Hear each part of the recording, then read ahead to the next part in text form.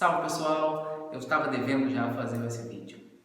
Um vídeo que eu pudesse ter a oportunidade de apresentar a coleção Dialogando sobre o Ensino da Educação Física, que é essa coleção que há tanto tempo eu venho produzindo diversos volumes que tem como principal objetivo ajudar os professores que estão na escola, dando inspirações, exemplos, enfim. Bom, e como que surge a ideia dessa coleção? Essa coleção ela começa a se materializar ainda quando eu era professor de educação básica. Naquele momento eu sentia, por mais que eu tivesse uma grande leitura de toda essa parte epistemológica, das pedagogias e abordagens da educação física, eu ainda sentia dificuldade de um material que pudesse ajudar especificamente dando essas inspirações aos professores. Então ali eu começo a construir, só que com todas as demandas que existiam, de finalização de doutorado, de inúmeros municípios e estados trabalhando, isso acabou dificultando um pouco. Então, quando eu entro na Universidade Federal do Vale de São Francisco, em 2013, e crio o LECPEF e entro no programa de pós-graduação em Educação Física como docente orientador do mestrado, eu começo a ter condições maiores de conseguir desenvolver esse trabalho. E qual era a ideia, o que estava começando ali a ser a semente do que hoje é essa coleção? Era a ideia de construir um material que ele pudesse dialogar com os pressupostos epistemológicos, críticos da área, mas que ao mesmo tempo ele não ficasse apenas numa pedagogia e numa abordagem que não tivesse um elemento didático para pensar o ensino, um modelo de ensino.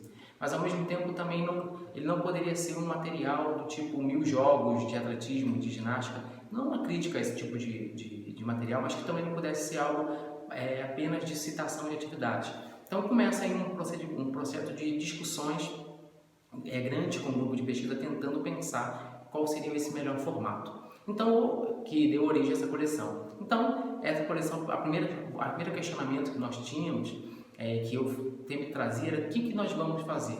Esse material, ele é um livro didático ou ele vai ser um material pedagógico? E aí nós utilizamos as conceituações básicas de livro didático, que se a gente pegar, por exemplo, no Nakata, ele vai falar que o livro didático ele tem a ideia de você ter um livro para o aluno e um livro para o professor.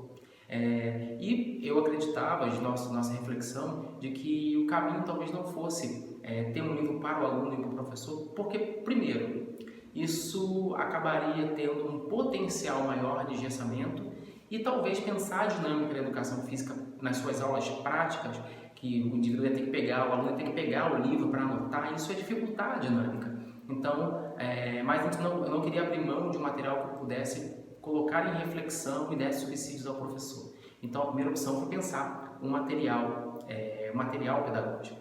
E aí, na sequência, veio uma segunda reflexão. E esse material pedagógico, ele é para ensino infantil, é para fundamental, é para ensino médio, ele é para qual faixa etária?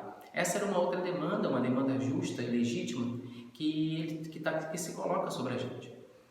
Eu começo a refletir o seguinte, e a pensar que eram tempos antes de BNCC, inclusive, que quando a gente para analisar a dinâmica da educação física, existe uma certa racionalidade para a gente pensar em outras áreas, que você aprende soma e subtração para depois aprender multiplicação e divisão. Mas eu não consigo entender na educação física essa ordem que primeiro eu tenho que aprender handball para depois aprender basquete. Então havia primeiro uma ideia, uma convicção minha de que a organização e essa hierarquização ela se dava um pouco diferente no campo da educação física. Então, feito isso, construir um livro de esportes coletivos para o 5º ano, talvez eu pudesse encaminhar de uma maneira tão intensa para aquele professor que está no 5º ano com o esporte coletivo e aquele outro que está trabalhando ali no ensino médio ficaria um pouco mais distante. Então, existia um pouco dessa dificuldade de poder ajustar isso. E qual foi a opção que eu faço nessa coleção? Não organizar por faixa etária nem por nível de ensino. Então, a organização dela é em torno dos conteúdos da educação física. Bom, e aí vem um outro questionamento. Se eu vou organizar em função dos conteúdos, quais são esses conteúdos? Uma pergunta básica da didática, né? O que ensinar? Então, analisando o campo da educação física, de uma maneira indutiva, eu pensei em 8 conteúdos. E cada conteúdo ia incidir num volume diferente. É claro que a ordem que foi surgindo não era pré-estabelecida, que dependia dos alunos de mestrado. Mas quais seriam esses outros 8 volumes? Seriam atletismo, luta, ginástica, práticas corporais de aventura, esporte coletivo, dança, jogos e rebatidas. Bom, esses seriam os conteúdos pensados no momento que cada um pudesse produzir um livro diferente, esse livro pudesse ajudar os diferentes professores. Bom, então já tinha ali uma perspectiva de trabalhar um material teórico que tivesse vínculo com a prática, mas também havia a necessidade de tentar buscar um material que pudesse estar de acordo com a prática real dos professores. Então, se por um acaso eu tinha uma crítica de que todas as pedagogias eram feitas apenas por universitários que estavam longe da escola e isso a dificultava, eu agora, como universitário, não poderia recair no mesmo erro. Então, é que eu reúno um grupo de professores de diferentes níveis de ensino, professores de ensino infantil, fundamental, de médio, de EJA, e de diferentes redes, rede privada, estadual, municipal, federal, e juntos, reunidos, começamos a construir, a partir das experiências que existiam ali e através de reflexões durante o grupo de pesquisa, uma série de atividades. E essas atividades, na sequência, esse material ele é oferecido aos professores dos municípios vizinhos aqui da universidade. E nessa reunião a gente faz um diálogo, uma troca com esses professores. E nessa troca, esse material ele é enriquecido com prática dos professores para pensar um pouco mais próximo à realidade.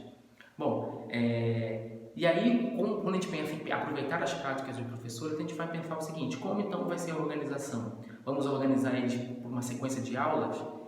Esse foi uma primeira ideia, uma ideia mais comum, inclusive.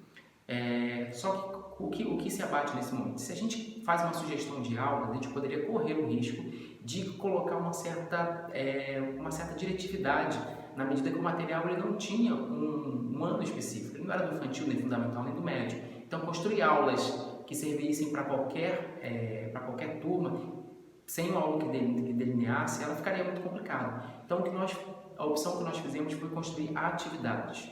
Então, pensar atividades que pudessem ajudar os professores a trabalhar esses conteúdos. Bom, e como que essas atividades estavam organizadas? Pensar como que a gente poderia fazer para possibilitar que esses conteúdos pudessem ser o mais abrangentes possíveis. Então, repare, quando a gente pensa, por exemplo, no ensino das lutas, é comum pensar uma organização por modalidades de lutas. Só que quando a gente pensa as modalidades, a gente limita o acervo que o aluno vai ter espaço. E se a gente coloca todas, a gente não consegue dar conta, porque são muitas lutas, assim como são muitas ginásticas, como são muitas lutas de muitos esportes, etc. Então, a construção de pensar esses conteúdos foi pensada a partir do que eu chamei de categoria de jogos, ou seja, tipos de jogos que eles reuniam características que intrinsecamente eram compartilháveis para que, a partir do ensino de uma determinada categoria de jogo, a gente pudesse dar possibilidades a conhecer diferentes modalidades daquele conteúdo. Então, para pensar o livro, pensei atividades, pensei categoria de jogos. Só que aí vinha um outro desafio para a gente. É possível que um professor que pegasse aquela atividade, ela pudesse ser muito adaptada para o grupo dele e não para o outro. E a gente poderia sugerir dezenas de atividades, como tem dezenas de atividades em cada livro, e isso não ficar tão ajustado. Então, foi aí que eu desenvolvi o que eu chamei de variações. Essas variações elas estão em 4 níveis, de forma que as atividades fossem bem simples e que existisse uma série de variações. Então, o professor, olhando as variações, ele ia conseguir ajustar a atividade para qualquer nível de ensino e as peculiaridades do seu grupo. E ainda assim, uma atividade somada às variações poderiam ser 10 atividades diferentes. Então, cada livro da coleção tem dezenas de atividades que, somadas às variações, pode chegar até 100 atividades, se a gente parar para analisar. É uma conta que eu nunca fiz. Mas há uma grande potencialidade de muitas inspirações. Isso era uma coisa que era importante. Só que essas atividades não poderiam estar soltas.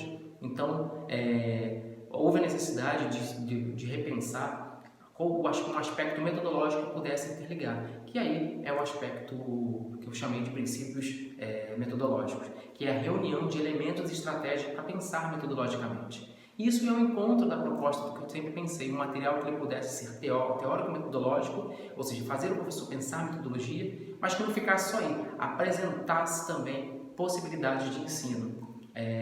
E aí, quando chega nessa parte, surge uma outra dificuldade, que vem da minha experiência como professor. Então, como professor, durante um tempo eu trabalhei com EJA, e trabalhando com EJA, em algum momento, os alunos gostavam de discutir alguns textos. E era muito difícil ter textos didáticos que eu pudesse trazer para a educação básica. Primeiro porque ou eles não tinham confiabilidade nenhuma científica, ou eles eram artigos muito complexos e longos e fora da linguagem. Então eu tinha que escrever os textos. Mas a experiência de construir textos e trabalhar com os alunos era muito rica para mim. Então trouxe essa proposta para os livros. Então os livros eles vão trazer uma proposta de discussão de temas de urgência social a partir da modalidade, que era também um diagnóstico que eu vinha nas minhas pesquisas percebendo, que por mais que a gente tenha clareza que os aspectos conceituais hoje eles devem ser trabalhados no campo da educação física, muitas vezes nas minhas pesquisas observando aula, os aspectos conceituais eles eram distantes do conteúdo. E nessa coleção eu quis fazer diferente. Então todos os aspectos conceituais que envolvem temas de urgência social, como fair play, racismo, gênero e sexualidade, limite do corpo, saúde, preconceito, discriminação, dentre tantos outros, eles partem de exemplos concretos de dentro daquele conteúdo, de forma que o conteúdo ele se torna um elemento catalisador, né, que possibilita ter vivências e ter discussões também. E feito isso, se concretiza toda a organização do livro. Então, essa coleção, os livros são 8 livros, conforme eu falei, e elas vão estar sempre, no primeiro momento, uma discussão sobre o ensino dessa modalidade, a partir de revisões sistemáticas da literatura, um capítulo com aspectos, princípios metodológicos para o ensino, um outro capítulo com dezenas de atividades práticas e mais variações, e um capítulo com texto didático para trabalhar os aspectos conceituais junto aos alunos na realidade concreta. Até o momento, esse livro já viajou todo o país, a coleção, e tem recebido feedback dos mais positivos desse material.